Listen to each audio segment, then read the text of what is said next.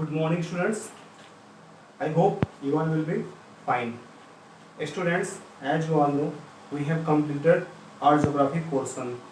Okay, so we are now going to start our next book, which is history. Okay, बच्चों हमने geography book complete कर ली है. So अब हम क्या करेंगे? As of now, we will start history. अब हम history पढ़ना शुरू करेंगे.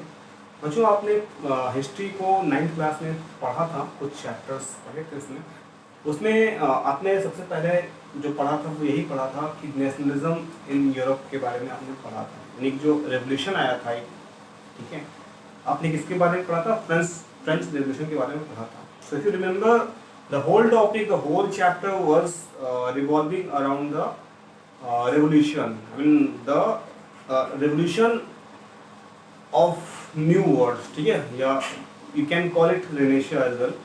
सो अब समझ सकते हैं कि वर्ल्ड हिस्ट्री हम पढ़ने जाएंगे. हमारा जो बुक है, जो इस बार का सिलेबस, जो फर्स्ट चैप्टर है आपका, ठीक है, वो क्या है बच्चों? वो पूरा का पूरा आपका जो डिपेंडेंट है ना, वो पूरा का पूरा आपका इसी पे डिपेंडेंट है, वर्ल्ड हिस्ट्री पे डिपेंडेंट है. ठीक है, तो हम फर्स्ट चैप्टर स्टार्ट करने वाले हैं. फर्स्ट चैप्टर के हम कुछ पॉइंट्स डिस्कशन करेंगे. सबसे पहले बच्चों फर्स्ट चैप्टर हम स्टार्ट करेंगे, ठीक है, हिस्ट्री बुक से फर्स्ट चैप्टर स्टार्ट करेंगे. चैप्टर वन में भी हम क्या स्टार्ट करने वाले हैं? सबसे पहले आज हम जानेंगे फ्रेंच रेवोल्यूशन क्या, ठीक है, फ्रेंच रेवोल्यूशन. इसके बारे में इफ यू रिमेंबर तो आप पढ़ चुके हैं पहले भी, ठीक है, आप 9th क्लास में इसको ऑलरेडी पढ़ चुके हैं. 9th क्लास में आप ऑलरेडी फ्रेंच रेवोल्यूशन के बारे में पढ़ चुके हैं. आपको पता था फ्रेंच रेवोल्यूशन किस तरह से आया था, ठीक है, उसके बारे में जितने भी फैक्ट्स थे वो भी आप ऑलरेडी पढ़ चुके हैं. उसके अलावा फ्रेंच रेवोल्यूशन से आप और क्या पढ़ चुके हैं बच्चों? इससे रिलेटेड आप और भी चीज़ें पढ़ चुके हैं, जैसे कि जब फ्रेंच रेवोल्यूशन आया तो उसके साथ साथ आसपास और भी देशों में किस तरह से क्या क्या डेवलपमेंट हुए, क्या क्या बदलाव आने शुरू हो गए. उसके अलावा और भी आपने क्या पढ़ा था? आपने ये भी पढ़ा था कि जब फ्रेंच रेवोल्यूशन आया तो अपने साथ में कुछ जो विशेष अधिकार थे, यानी कि जो स्पेशल राइट्स थे वो भी दिए गए ह्यूमंस को, या फिर उसके अलावा जो भी लेडीज वगैरह थी सबको. बहुत सारी चीज़ें हमने पढ़ी थी. उसी से आगे बढ़ते हुए हम फ्रेंच रेवोल्यूशन में हम पढ़ेंगे. ठीक है बच्चों, तो फ्रेंच रेवोल्यूशन में हम क्या पढ़ेंगे? सबसे पहले फ्रेंच रेवोल्यूशन के बारे में हम पढ़ेंगे. देखिए सबसे पहला पॉइंट है यहाँ पे कि फ्रेंच रेवोल्यूशन, आप इन पॉइंट्स को नोट जरूर करके चलिएगा. फ्रेंच रेवोल्यूशन ऑफ 1789, ठीक है, कब हुआ था बच्चों? 1789 में हुआ था.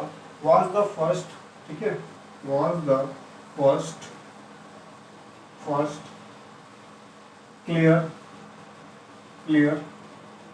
एक्सप्रेशन ऑफ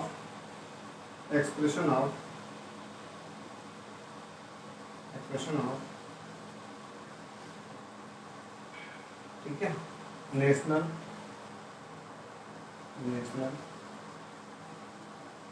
रेवोल्यूशन मूवमेंट कह सकते हैं. ठीक है, नेशनल मूवमेंट्स. बच्चों जो फ्रेंच रेवोल्यूशन हुआ वो क्या होता है? पहला ऐसा क्लियर एक्सप्रेशन था वो, यानी कि 1789 में जो फ्रेंच रेवोल्यूशन आता है उससे पूरे वर्ल्ड में हलचल मच जाती है, पूरे यूरोप में ही हलचल मच जाती है. यानी अब पूरा यूरोप क्या होता है? संभलना शुरू कर देता है बच्चों. ठीक है, एक तरीके से क्या होता है, चीज़ें बदलना शुरू हो जाती हैं धीरे धीरे. ठीक है, स्टेप बाय स्टेप चीज़ें बहुत ज़्यादा निखार आने शुरू हो जाती हैं.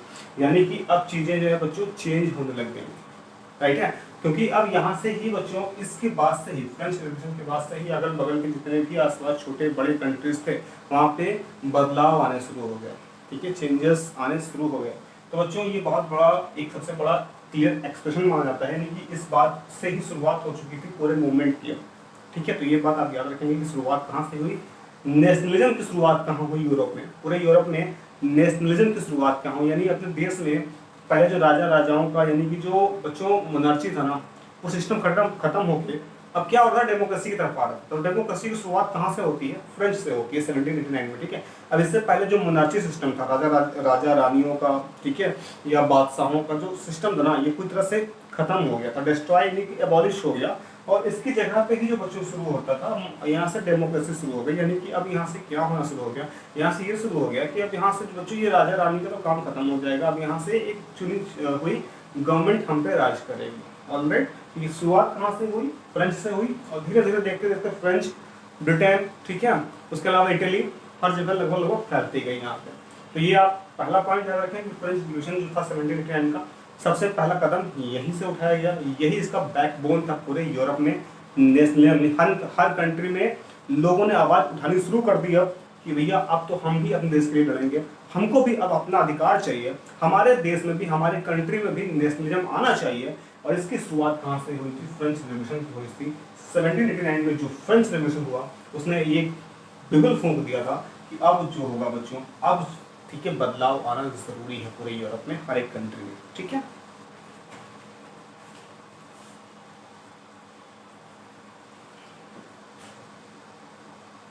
चलिए स्टूडेंट आगे देखते हैं आगे क्या हुआ, ठीक है। अगला पॉइंट है steps taken by French revolutionaries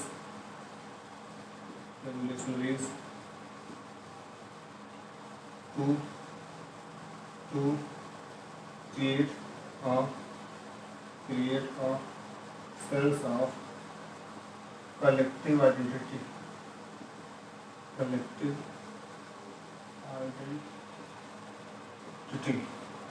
बच्चों इसका मतलब क्या होता है? इसका मतलब क्या होता है कि जो फ्रेंच रेवोल्यूशनरीज थे ना, जिन्होंने विद्रोह किया था फ्रेंच में, या जो क्रांति लेकर आए थे, क्रांतिकारी जो थे, इन्होंने क्या किया बच्चों? एक सेंस क्रिएट कर दिया कि किस चीज का? कलेक्टिव आइडेंटिटी का, यानी सभी लोग एक हो जाओ, इकट्ठे हो जाओ, और इकट्ठे होकर क्या करिए? चलिए अब हम रेवोल्यूशन को अंजाम देते हैं, ठीक है, यानी कि हमें अब क्रांति लानी ही लानी है। तो इसके लिए शुरुआत कहाँ से हुई बच्चों? फ्रेंच से, अगेन फ्रेंच से हुई। और इसके जो क्रांतिकारी थे, आपने पिछले 9th क्लास में पढ़ा था, बहुत सारे रेवोल्यूशनरीज आते हैं, ठीक है, और इस चीज को क्या कर देते हैं? एक तरीके से एक अपनेपन की भावना जगा देते हैं, उनके अंदर इकट्ठा होने की भावना जगा देते हैं, अपनी पहचान कराते हैं कि आप देखिए, अपने आप को पहचानिए, आप हैं क्या, ठीक है, अपनी आइडेंटिटी, आप खुद को पहचानिए। इस तरह से एक होने की भावना जगाते हैं लोगों में, और जिन लोगों में भावना जाग जाती है कि अब हमको जो मुनारसी हैं, ये जो राजा रानी हैं, जो एक तरफ हम पे राज किए हुए हैं, इनको भगा देना है, ठीक है, और यहाँ पे उनके अंदर वो चीज़ जग जाती है, ठीक है। अब इसमें बच्चों क्या क्या स्टेप्स लिए गए थे, उन स्टेप्स के बारे में पढ़ लेते हैं, चलिए, ठीक है। तो मैं ऊपर लिखता हूँ, इसको इरेज करके यहाँ पे।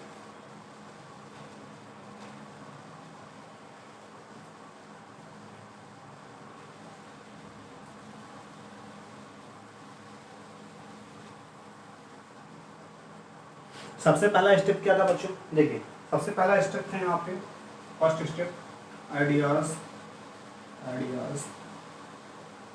ऑफ लॉ पैट्री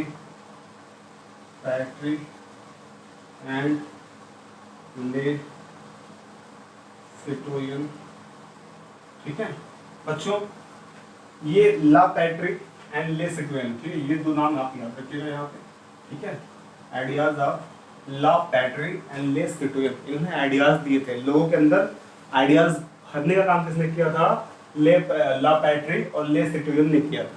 इन्होंने ही लोगों के अंदर आइडियाज फिल किए थे, ठीक है, आइडियाज कूट के भर दिए थे कि भैया ये आइडियाज आपको यूज में लेने हैं एज अ वेपन, ठीक है, आपको हथियार के रूप में इन आइडियाज को यूज करना है। तो आइडियाज देने का काम जो किया ला पैट्रिक या फिर ले सिटोरियन ने किया था, ठीक है, लोगों में आइडियाज फिल किया, लोगों को आइडियाज दिए, ठीक है, जिसकी वजह से आगे ये जो बच्चों रेवोल्यूशन है आगे बढ़ता गया।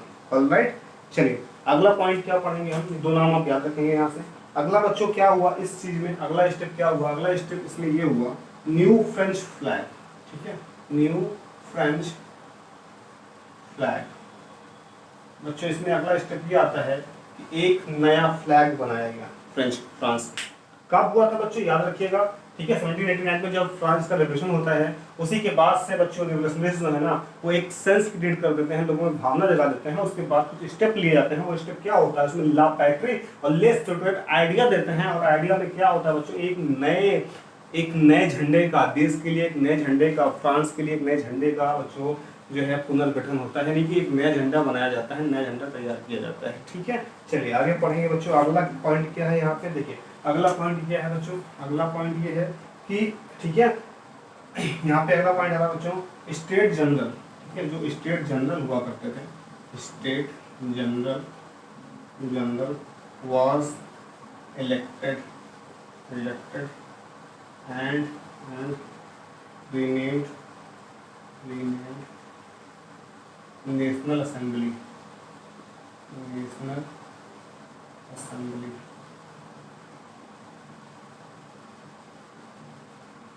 बच्चों स्टेट जनरल जो थे, ठीक है, उनका इलेक्शन हुआ, उनको चुना गया एंड रीनेम्ड नेशनल असेंबली, और उन्होंने क्या किया बच्चों, जो नेशनल असेंबली थी उसको नया नाम दे दिया। ठीक है, एक नया नाम देने का काम किसने किया, स्टेट जनरल, जिनको चुना गया था। कब हुआ ये सीरीज से आप पढ़ते चलेंगे, काम सीरीज से होते गए। ठीक है, तो स्टेट जनरल को चुना गया, उन्होंने क्या किया, नेशनल असेंबली को एक नया नाम दे दिया। ठीक है, चलिए आगे पढ़ते हैं।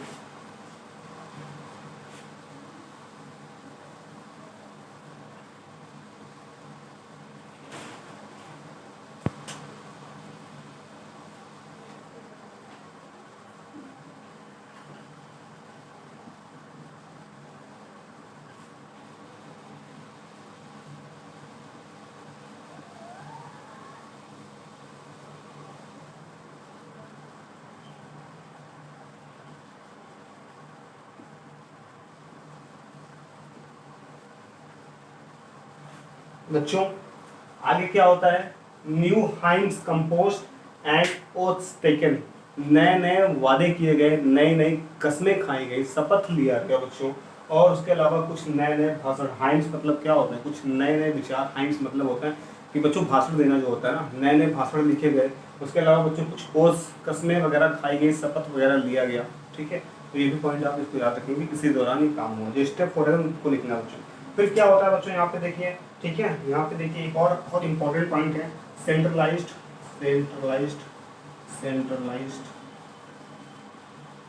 Administration system.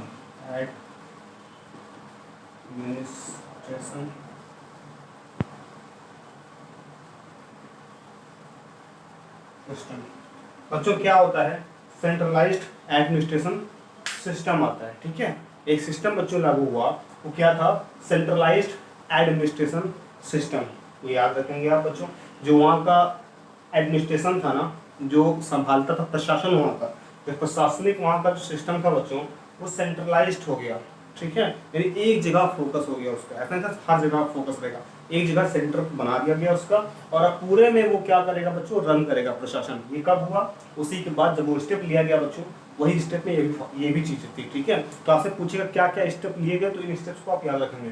Centralised administration system भी बना दिया गया। ठीक है, चलिए आगे पॉइंट क्या है बच्चों, अगला स्टेप क्या लिया गया, स्टेप्स ध्यान रखिएगा आप। अगला तो बच्चों यहाँ पे internal customs duties and dues were abolished.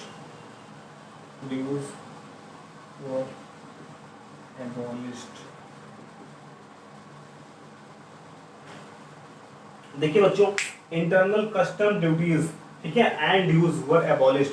अब देखिए जो भी कस्टम हुआ, जो प्रथाएं उसमें, ठीक है, जो प्रथाएं थी, जो ड्यूटीज वगैरह निभाने पड़ते थे जबरदस्ती, उसके अलावा ड्यूज जो भी बकाया वगैरह था कि ये कितना ही करना है, ठीक है, कितना जो प्रथा रिवाज रीति वगैरह होती है बच्चों, उसको जो निभाना पड़ता था, उसको खत्म कर दिया गया। ठीक है, उसको खत्म कर दिया गया, ये जो पूर्व चलन था इसको खत्म ही कर दिया गया। ठीक है, तो ये भी पॉइंट आप याद रखेंगे। उसके अलावा बच्चों और क्या चीजें थी यहाँ पे, देखिए एक और बच्चों चीजें थी यहाँ पे, मैं लास्ट में जो पॉइंट लिखा हूँ सबसे इंपॉर्टेंट, हालांकि सारे ही पॉइंट इंपॉर्टेंट है, बट देखिए इसके बाद एक पॉइंट यहाँ पे आता है बच्चों, वो पॉइंट क्या था यहाँ पे, देखिए uniform system of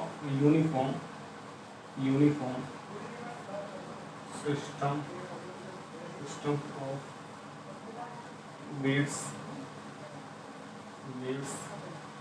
and measures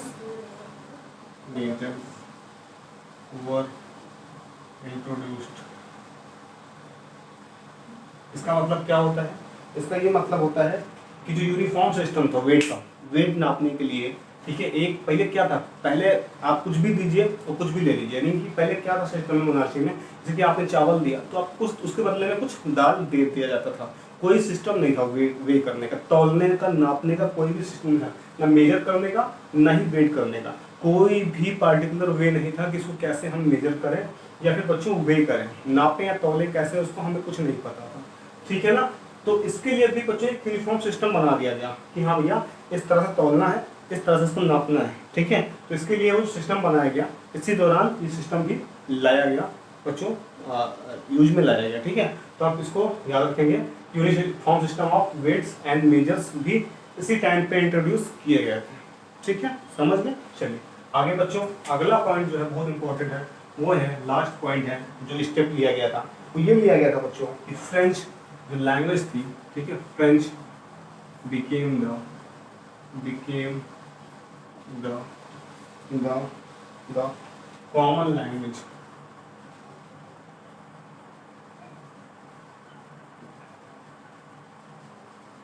बच्चों फ्रेंच लैंग्वेज जो थी वो कॉमन लैंग्वेज बन चुकी थी अब। ठीक है, फ्रेंच लैंग्वेज जो थी बच्चों वो कॉमन लैंग्वेज बन चुकी थी, यानी फ्रेंच लैंग्वेज अब चारों तरफ बच्चों, चारों तरफ बोले जाने वाली लैंग्वेज हो चुकी थी। ठीक है, चारों तरफ फ्रेंच का बोलबाला हो गया था।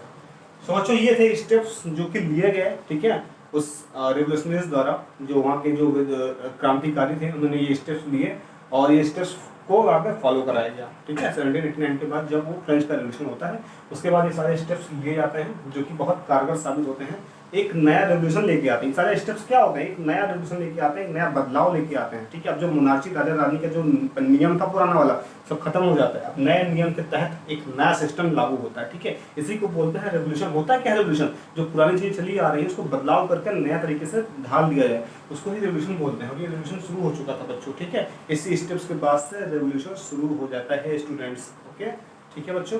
चलिए अब कुछ चीज़ें और हैं जो आपको मैं अभी बता देता हूँ, उसको मैं आपको नेक्स्ट वीडियो में बता दूंगा, लेकिन चलिए हम लोग पढ़ लेते हैं, इंपॉर्टेंट है, थोड़ा सा जान लेते हैं उसके बारे में। चलिए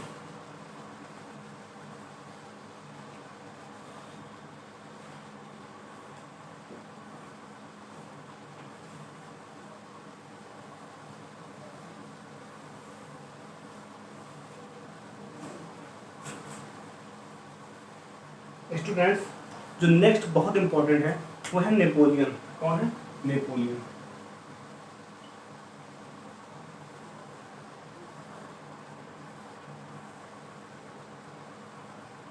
बच्चों नेपोलियन जो था ये बहुत ज़्यादा इम्पोर्टेंट, मतलब एक बहुत बड़ा राजा था उस टाइम पे। ठीक है, नेपोलियन के बारे में मतलब फ्रेंच रिवॉल्यूशन की बात करें और नेपोलियन का नाम ना आए ऐसा नहीं हो सकता। आप जब भी यूरोप की बात, पूरे यूरोप की बात करें, फ्रेंच की तो बात छोड़िए, पूरे यूरोप की बात करें और नेपोलियन के बारे में ना पढ़ें तो बेकार है। ठीक है, Napoleon is considered to be one of the greatest rulers that has ever existed. ठीक है, मतलब आज तक जितने भी रूलर्स हुए उनमें से ये एक सबसे महान शासकों में से एक था। तो आप समझ सकते हैं कि कितना ये पावरफुल, कितना ज़्यादा इसका नाम होगा उस टाइम पे। ठीक है, और आज भी हम इसको हिस्ट्री में जब पढ़ते हैं, वर्ल्ड हिस्ट्री में, तो उसका बहुत बड़ा नाम आता है। ठीक है, और इसका कंपेयर जो है समुद्रगुप्त से किया था, आप जानते हैं। ठीक है, हमारे यहाँ के समुद्रगुप्त हैं, इवन इनका कंपेयर नहीं किया था, उनको बोला जाता है नेपोलियन। ठीक है, भारत का। तो आप समझ सकते हैं कि कितनी बड़ी हस्ती रहा होगा। तो यहाँ पे बच्चों जो एक आपका पहला पॉइंट है ना, इसके बारे में आप लिख लीजिए, नेपोलियन के बारे में क्या था, इसने रूल कब किया, रूल्ड फ्रांस फ्रॉम 1799 टू 1815। ठीक है बच्चों, 1799 टू 1815। बच्चों ये जो है 16 ईयर्स तक राज करता है फ्रांस पे, बहुत चीज चेंज कर देता है ये। ठीक है ना। और बच्चों इसका सबसे बड़ी पावर कब बन गई यहाँ पे, सबसे बड़ी पावर यहाँ पे कब बन जाती है। ठीक है बच्चों, यहाँ पे चेंज कीजिएगा, यहाँ पे 1793 हो जाएगा। ठीक है, 1793 रहेगा, 1793 से उसने किया था। बच्चों यहाँ पे अगला क्या होता है, gained super power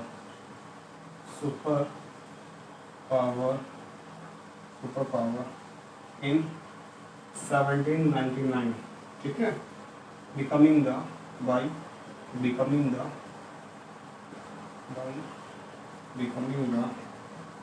first consul. बच्चों ये जो फ्रांस का जो नेपोलियन राजा था ना, इसकी जो इसने शासन कब से कब किया, 1793 से लेके 1850 तक शासन किया, ठीक है। लेकिन इसकी ताकत कब बढ़ गई, ये एक सुपर पावर कब बन गया, इसके अंदर पूरी ताकत कब आ गई बच्चों, पूरी ताकत आई इसके अंदर 1799 में, 1799 में इसके अंदर पूरी ताकत आ जाती है और ये बच्चों पहला काउंसिल बन जाता है, ठीक है। काउंसिल क्या था बच्चों, काउंसिल क्या था, फ्रेंच में एक बहुत बड़ा इंपॉर्टेंट रोल प्ले करने वाला काउंसिल जो होता है उसको, जैसे कि आज के टाइम जैसे हमारे मुगल में खलीफा वगैरह होते थे, लेकिन बहुत बड़े सुल्तान वगैरह, वैसे ही काउंसिल थे, यानी कि जिसके हाथ में पूरी पावर हो, पूरे कंट्री की पावर हो। तो ये क्या बन जाता है, इसके हाथ में इतनी पावर हो जाती है कि पूरे ही देश का सबसे बड़ा मुखिया बन के बन जाता है, ठीक है। ऐसा राजा था ही, लेकिन इसके अंदर बहुत पावर आ जाती है, जो भी चाहे वो करवा सकता था ये, ठीक है, नेपोलियन, ठीक है बच्चों।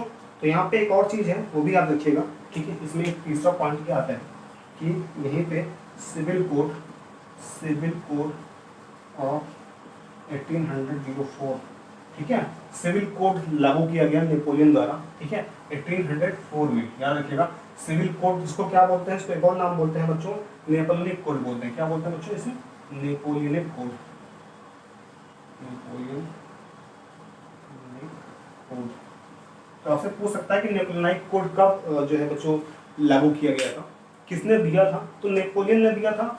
इसको सिविल कोड भी बोला गया और इसको 1804 में लॉन्च किया गया था। तो इतनी बातें आप जरूर याद रखेंगे इस पॉइंट से।